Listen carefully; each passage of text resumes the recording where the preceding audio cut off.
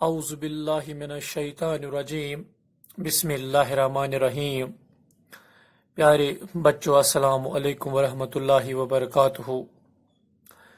آج کا جو ہمارا ٹاپک ہے وہ ہے دا ڈسیبلٹی ایکٹ 1995، یعنی آج ہم ڈسیبلٹی ایکٹ 1995 کے بارے میں ڈسکس کریں گے۔ دیکھیں، اس سے پہلے میں نے آپ کو بتایا ہے کہ جو ڈسیبلٹی ہے یا جو ڈفرینٹلی ایبلڈ ہے وہ کیا ہوتا ہے۔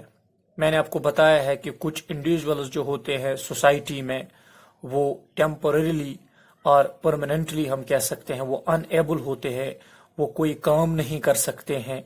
کیوں؟ کیونکہ وہ ہینڈی کیپڈ ہوتے ہیں، یعنی ان کے اندر کوئی ہینڈی کیپڈنس ہوتی ہے، یا وہ اولڈ ایج میں ہوتے ہیں، یا ان کے اندر کوئی ڈیزیز ہوتی ہے، یا وہ فزیکلی ڈس ایبل ہوتے ہیں، یا وہ مینٹلی ڈس ایبل ہوتے ہیں، یا ان کے اندر کوئی سوشل ڈس ایبلٹی ہوتی ہے، یا ان کے اندر کوئی اکنامک ڈس ایبلٹی ہوتی ہے، یا ان کے اندر کوئی جس کو ہم کہتے ہیں سوشل ڈس ایبلٹی، اکنامک ڈس ایبلٹی یا ریلیجس ڈس ایبلٹی ان کے اندر کوئی ہوتی ہے۔ تو اس وجہ سے وہ لوگ جو ہے وہ کوئی کام اچھے سے سوسائٹی میں نہیں کر سکتے ہیں، ٹھیک۔ تو اس کے لیے پھر ان کے لیے ایک ایکٹ بنایا گیا، ڈس ایبلٹی ایکٹ 1995۔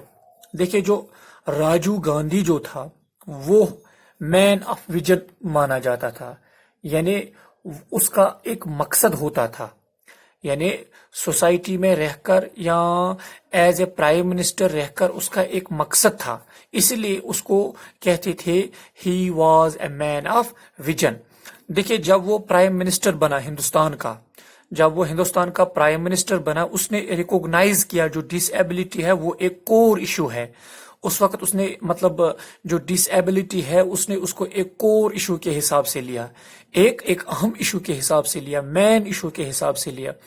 تو اس کے لیے پھر یعنی جو ڈس ایبلٹی ہے، ڈس ایبلٹی ایکٹ 1995 کے لیے اس نے کیا کیا، اس نے ایک ہائی پاور کمیٹی اس نے اپوائنٹ کی۔ تو اس کا چیئرمین شپ جو ہے اس کا چیئرمین بھی بنا دیا، جسٹس بحر الاسلام جو ہے اس نے اس ہائی پاورڈ کمیٹی کو اس کا چیئرمین بنا دیا۔ کس کو؟ جسٹس بحر الاسلام کو۔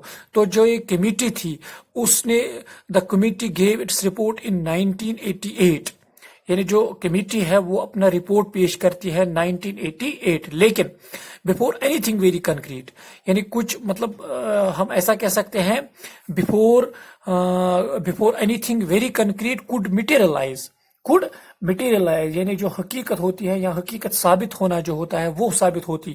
راجیو گاندھی جو ہے وینٹ آؤٹ آف پاور ان 1989، یعنی اس کا جو پاور تھا وہ ہٹ گیا۔ کب؟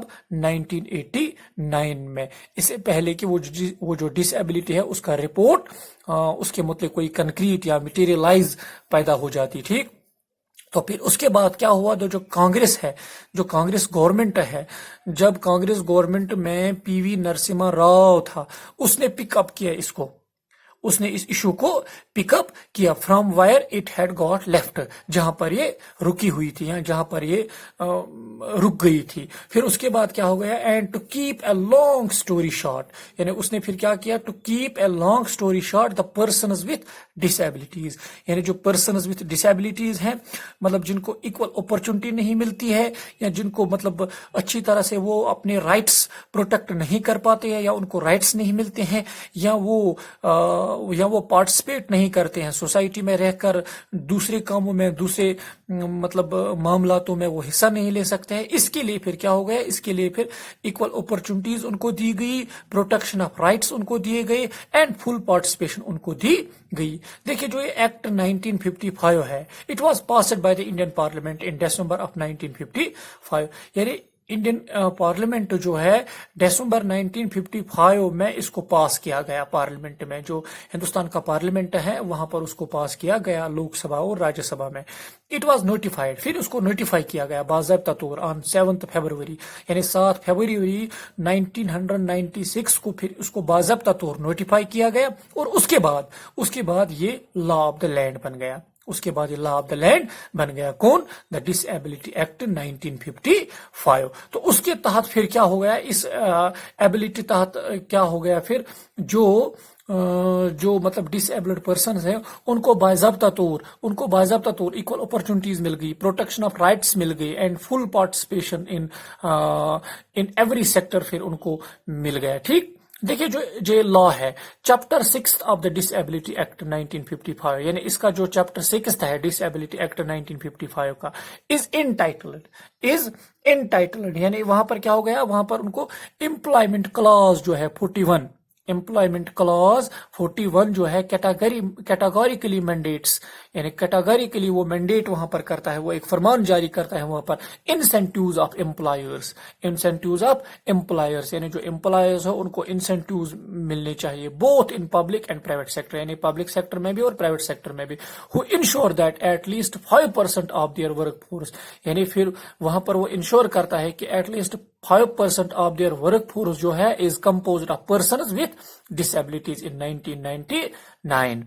دیکھیے the national centre for promotion of employment for disabled person, یعنی the national centre for promotion of employment for disabled people, یہ ایک مطلب ایک ریسرچ کنڈکٹ کرتا ہے، اسٹڈی کرتا ہے، یہ ایگزامائن کرنے کے لیے جو امپلائمنٹ پریکٹس ہے of the Indian corporate sector, یعنی جو امپلائمنٹ پریکٹسز ہے of the Indian corporate sector with reference to people with disabilities, یعنی یہ مطلب اس کے لیے ایک ریسرچ اسٹڈی کرتا ہے، پھر اس کو ایگزامائن کرتا ہے. ٹھیک، مطلب اس میں کیا ہو جاتا ہے پھر a brief questionnaire was sent to the super 100 companies, یعنی ایک بریف کوسچنری سینٹ کیا جاتا ہے ٹو دا سپر 100 کمپنیز، یعنی جو سپر 100 کمپنیز ہوتی ہے، and after much follow up, یعنی اس کو باضابطہ طور فالو اپ کیا جاتا ہے.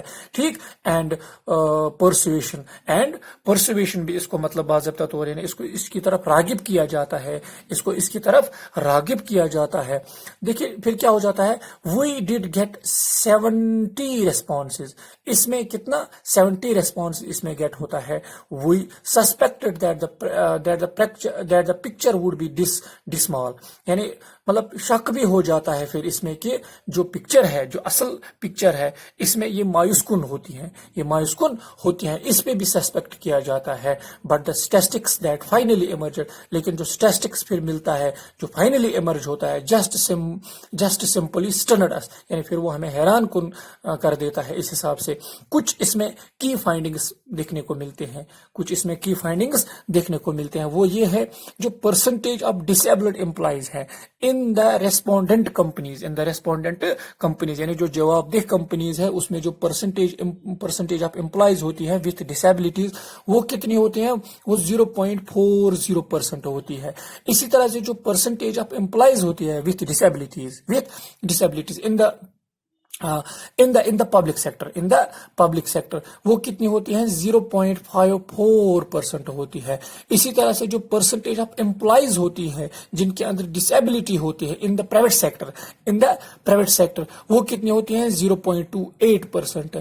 اسی طرح سے جو پرسنٹیج آف امپلائیز ہوتی ہے with disabilities in multi nationals, یعنی ملٹی نیشنلز میں جو پرسنٹیج آف امپلائیز ہوتی ہے ڈسیبلٹیز کی، وہ 0.05% ہوتی ہے. اسی طرح سے آؤٹ آف 70 ریسپونڈنٹ کمپنیز، یعنی جو 70 ریسپونڈنٹ کمپنیز ہے، ان میں سے جو 20 کمپنیز ہے did not employ any disabled person, یعنی وہ امپلائی نہیں کرتی ہے یا ان کے اندر امپلائی نہیں ہوتا ہے کون؟ Any disabled person at all. ٹھیک، اسی طرح سے جو آؤٹ آف 70 ریسپونڈنٹ کمپنیز ہے، only 10 were found to have 1% or above disabled employees. اسی طرح سے ہم ایسا کہہ سکتے ہیں there was no company amongst the super 100 جس کو ہم جو super 100 companies ہے، there was no company amongst the super 100 companies where even 2% of the workforce was comprised of disabled persons. ٹھیک، تو this is all about the Disability Act of 1995. Thanks.